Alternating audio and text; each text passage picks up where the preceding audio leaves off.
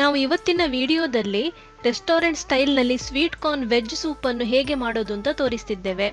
Restaurant ಥರ taste ಬರಲಿಕ್ಕೆ ನಾವು ಯಾವುದೇ ಟೇಸ್ಟಿಂಗ್ ಪೌಡರ್ ಬಳಸದೆ ಮನೆಯಲ್ಲೇ ದಿನನಿತ್ಯಕ್ಕೆ ಬಳಸುವ ಅಡಿಗೆ ಸಾಮಗ್ರಿಯಿಂದ ರುಚಿಕರವಾದ ಮತ್ತು ಆರೋಗ್ಯಕರ ಸೂಪನ್ನು ಹೇಗೆ ಮಾಡೋದಂತ ಈಗ ನೋಡೋಣ ಬನ್ನಿ. ಮೊದಲಿಗೆ ನಾನಿಲ್ಲಿ ಒಂದು ಸ್ವೀಟ್ ಕಾರ್ನ್ ಅನ್ನು ತೆಗೆದುಕೊಂಡಿದ್ದೇನೆ. ನಿಮ್ಗೆ ಕೆಲಸ ಸ್ವಲ್ಪ ಸುಲಭ ಆಗಬೇಕು ಅಂತಾದ್ರೆ ಸೂಪರ್ ಮಾರ್ಕೆಟ್ಗಳಲ್ಲಿ ಸಿಗುವ ಫ್ರೋಜನ್ ಕಾರ್ನ್ ಅನ್ನು ಬಳಸಬಹುದು. ನಾನಿದನ್ನು ಪ್ರೆಷರ್ ಕುಕ್ಕರ್ ನಲ್ಲಿ ಹಾಕಿ 4 ವಿಸಲ್ ತೆಗೆದು ಬೇಯಿಸಿಕೊಂಡು ಈ ರೀತಿ ಬಿಡಿಸ್ಕೊಂಡಿಟ್ಟಿದ್ದೇನೆ.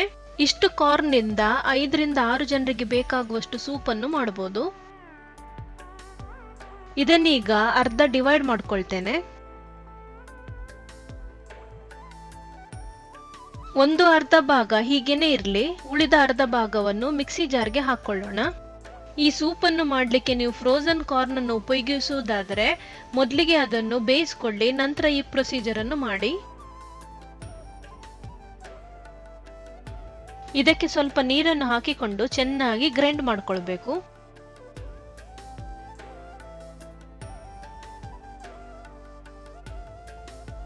ಇದು ಗ್ರೈಂಡ್ ಮಾಡಿದ ಬಳಿಕ ಈ ರೀತಿ ಪೇಸ್ಟ್ ಆಗ್ತದೆ.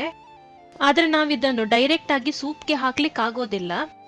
ಹಾಗಾಗಿ ನಾವೇನ್ ಮಾಡ್ಬೇಕು ಅಂದ್ರೆ ಒಂದು ಪಾತ್ರೆಗೆ ಒಂದು ಸ್ಟ್ರೈನರ್ ಅನ್ನು ಇಡಿ. ನಂತರ ಇದಕ್ಕೆ ಗ್ರೈಂಡ್ ಮಾಡಿಕೊಂಡ ಕಾರ್ನ್ ಅನ್ನು ಹಾಕಿಕೊಂಡು ಚೆನ್ನಾಗಿ ಸೋಸಿಕೊಳ್ಳಿ. ಇದನ್ನು ಸೋಸಿಕೊಳ್ಳದೆ ನೀವು ಡೈರೆಕ್ಟ್ ಆಗಿ ಸೂಪ್ಗೆ ಹಾಕಿದ್ರೆ ಸೂಪ್ ಕುಡಿಯುವಾಗ ಇದರ ರೆಸಿಡ್ಯೂ ಬಾಯಿಗೆ ಬರ್ತದೆ.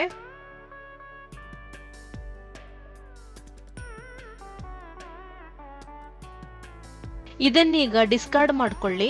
ಈ ಕಾರ್ನ್ ಜ್ಯೂಸ್ ಅನ್ನು ನಾವೀಗ ಏನ್ ರೆಡಿ ಮಾಡ್ಕೊಂಡಿಟ್ಟಿದ್ದೇವೋ ಅದು ಆಕ್ಚುಲಿ ನಿಮ್ಗೆ ರೆಡಿಮೇಡ್ ಆಗಿ ಬಾಟಲ್ಗಳಲ್ಲಿ ಸಿಗ್ತದೆ. ಹೋಟೆಲ್ ನಲ್ಲಿ ಅದನ್ನೇ ಯೂಸ್ ಮಾಡ್ತಾರೆ.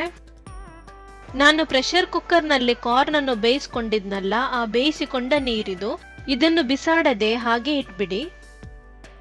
ಇದೀಗ ಒಂದು ಬೌಲ್ ನಲ್ಲಿ 2 ಟೇಬಲ್ ಸ್ಪೂನ್ ಅಷ್ಟು ಕಾರ್ನ್ ಫ್ಲೋರ್ ಅನ್ನು ಹಾಕೊಳ್ಳಿ.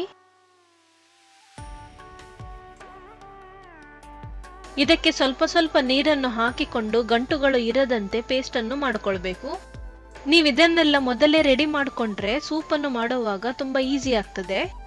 ಹಾಗಾಗಿ ನಾನು ಮೊದಲಿಗೆನೆ ಇದೆಲ್ಲ ತಯಾರಿಯನ್ನು ಮಾಡ್ಕೊಳ್ತಿದ್ದೇನೆ. ಸೂಪ್ ಮಾಡ್ಲಿಕ್ಕೆ ಮೊದಲಿಗೆ ಏನೆಲ್ಲ ಇಂಪಾರ್ಟೆಂಟ್ ಇದೆನೋ ಅದನ್ನೆಲ್ಲ ರೆಡಿ ಮಾಡ್ಕೊಂಡಿದ್ದೇನೆ. ಈಗ ಸೂಪ್ ಅನ್ನು ಮಾಡೋಣ. ಒಂದು ಪ್ಯಾನ್ ನಲ್ಲಿ 1 ಟೇಬಲ್ ಸ್ಪೂನ್ ಅಷ್ಟು ಅಡುಗೆ ಎಣ್ಣೆಯನ್ನು ಹಾಕಿ. ಸೂಪ್ ಅನ್ನು ಮಾಡುವಾಗ ಗ್ಯಾಸ್ನ ಉರಿ ಜಾಸ್ತಿ ಇರಬೇಕು. ಈಗ ಒಂದು 3 ಹಸಿಮೆಣಸನ್ನು ಸಣ್ಣಕ್ಕೆ ಹೆಚ್ಚಿಕೊಂಡು ಹಾಕಿ. 1 ಚಮಚದಷ್ಟು ಸಣ್ಣಕ್ಕೆ ಹೆಚ್ಚಿಕೊಂಡ ಬೆಳ್ಳುಳ್ಳಿ, 1 ಚಮಚದಷ್ಟು ಸಣ್ಣಕ್ಕೆ ಹೆಚ್ಚಿಕೊಂಡ ಶುಂಠಿ. ಇದನ್ನು ಕೇವಲ 10 ಸೆಕೆಂಡ್ ಹುರಿದುಕೊಂಡ್ರೆ ಸಾಕು. ಹಸಿಮೆಣಸು, ಶುಂಠಿ ಮತ್ತು ಬೆಳ್ಳುಳ್ಳಿಯ ಕ್ವಾಂಟಿಟಿಯನ್ನು ನೀವು ಹೆಚ್ಚು ಕಡಿಮೆ ಮಾಡಬಹುದು. ಇದಕ್ಕೆ 2 ಟೇಬಲ್ ಸ್ಪೂನ್ ಅಷ್ಟು ಸಣ್ಣಕ್ಕೆ ಹೆಚ್ಚಿಕೊಂಡ ಕ್ಯಾರೆಟ್ ಅನ್ನು ಹಾಕಿ. ಕ್ಯಾರೆಟ್ನಷ್ಟೇ ಕ್ವಾಂಟಿಟಿಯಷ್ಟು ದೊಣ್ಣೆ ಮೆಣಸಿನಕಾಯಿಯನ್ನು ಸಣ್ಣಕ್ಕೆ ಹೆಚ್ಚಿಕೊಂಡು ಹಾಕಿ. ನಿಮ್ಮ ಹತ್ರ ಬೀನ್ಸ್ ಇದ್ರೆ ಅದನ್ನು ಸಹ ಸಣ್ಣಕ್ಕೆ ಹೆಚ್ಚಿಕೊಂಡು ಕ್ಯಾರೆಟ್ನಷ್ಟೇ ಹಾಕಬಹುದು. ಇದನ್ನು ಓವರ್ ಆಗಿ ಬೇಯಿಸ್ಕೊಳ್ಬೇಡಿ, ಇದು ಕ್ರಂಚಿ ಆಗಿರ್ಬೇಕು. ನಾವಾಗ ಅರ್ಧ ಭಾಗದಷ್ಟು ಬೇಯಿಸಿದ ಕಾರ್ನ್ ಅನ್ನು ತೆಗೆದಿಟ್ಟಿದ್ವಲ್ಲ, ಅದನ್ನೀಗ ಹಾಕಬೇಕು. ಇದನ್ನು ನಾವು ಆಲ್ರೆಡಿ ಬೇಯಿಸಿರೋದ್ರಿಂದ ಒಂದು 10 ಸೆಕೆಂಡ್ ಈ ರೀತಿ ಸ್ಟರ್ ಮಾಡ್ಕೊಂಡ್ರೆ ಸಾಕು.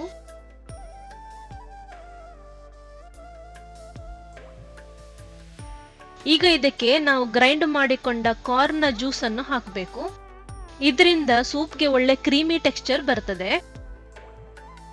ಇದನ್ನೀಗ ಹಾಕಿ ಚೆನ್ನಾಗಿ ಮಿಕ್ಸ್ ಮಾಡಿಕೊಳ್ಳಿ.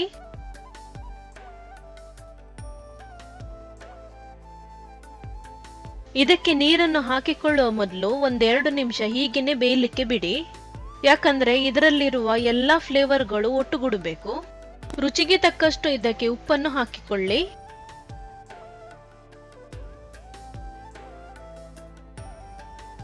ಉಪ್ಪು ಹಾಕಿ ಚೆನ್ನಾಗಿ ಬೆರೆಸಿಕೊಂಡ ನಂತರ ನಾವೀಗ ನೀರನ್ನು ಹಾಕಿಕೊಳ್ಳೋಣ. ಮೊದಲಿಗೆ ಇದಕ್ಕೆ 300 ರಿಂದ 350 ml ನಷ್ಟು ನೀರನ್ನು ಹಾಕಿಕೊಂಡು ಬೆರೆಸಿಕೊಂಡು ಚೆಕ್ ಮಾಡ್ಕೊಂಡು ನೋಡಿ. ಮಿಕ್ಸ್ ಮಾಡಿಕೊಂಡ ಬಳಿಕ ನಿಮ್ಗೆ ಇದರ ಕನ್ಸಿಸ್ಟೆನ್ಸಿ ಗೊತ್ತಾಗ್ತದೆ.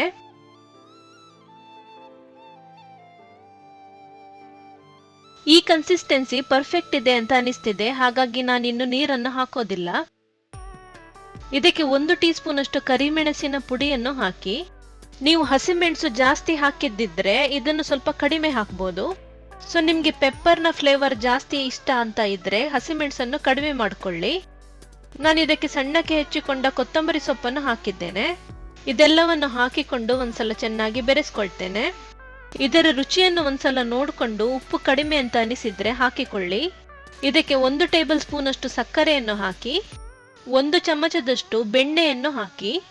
ಬೆಣ್ಣೆ ಹಾಕ್ಲೇಬೇಕು ಅಂತ ಇಲ್ಲ, ಆದರೆ ಹಾಕಿದ್ರೆ ತುಂಬಾ ಚೆನ್ನಾಗಿ ಟೇಸ್ಟ್ ಬರ್ತದೆ. ಮೊದಲಿಗೆ ಇದಕ್ಕೆ 1 ಕುದಿ ಬರ್ಲಿಕ್ಕೆ ಬಿಡೋಣ. 1 ಕುದಿ ಬಂದ ನಂತರ ನಾವು ತಯಾರಿಸಿಟ್ಟ ಕಾರ್ನ್ಫ್ಲೋರ್ನ ಪೇಸ್ಟ್ ಅನ್ನು ಹಾಕೋಣ. ಇದನ್ನು ಬೆರೆಸಿಕೊಳ್ತಿದ್ದ ಹಾಗೇನೆ ಇದರ ಕನ್ಸಿಸ್ಟೆನ್ಸಿ ದಪ್ಪಗಾಗ್ತಾ ಹೋಗ್ತದೆ.